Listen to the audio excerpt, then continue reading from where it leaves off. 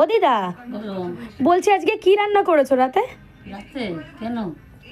তো বলো কি রান্না করেছো। এই দেখো কি রান্না করেছি। কি দারুণ লাগছে তো। দেখুন বন্ধুরা, সেই ঐতিহাসিক মোমেন্ট, আমার দিদার হাতের পোলাও, তাও আবার ঝাল পোলাও। এটা যে দিদা কি ভালো করে বন্ধুরা, যে কি বলবো। তা ঠিক আছে দিদা, তো এটাকে তাড়াতাড়ি বের করো, বেড়ে দাও, আমার তো খিদে পেয়ে যাচ্ছে। তো হ্যাঁ বন্ধুরা দেখুন, এই দেখালাম পোলাওটা, এই দেখুন সেই ঝরঝরে পোলাওটা পড়ে গেছে থালায়।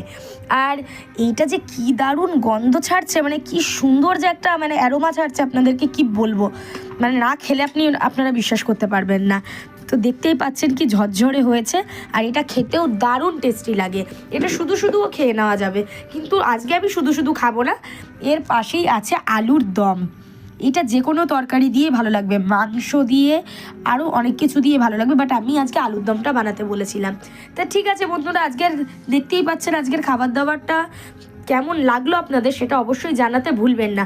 আর যদি ভিডিওটা আপনাদের ভালো লেগে থাকে তাহলে অবশ্যই লাইক, সাবস্ক্রাইব, শেয়ার এবং ফলো করতে একেবারে ভুলবেন না।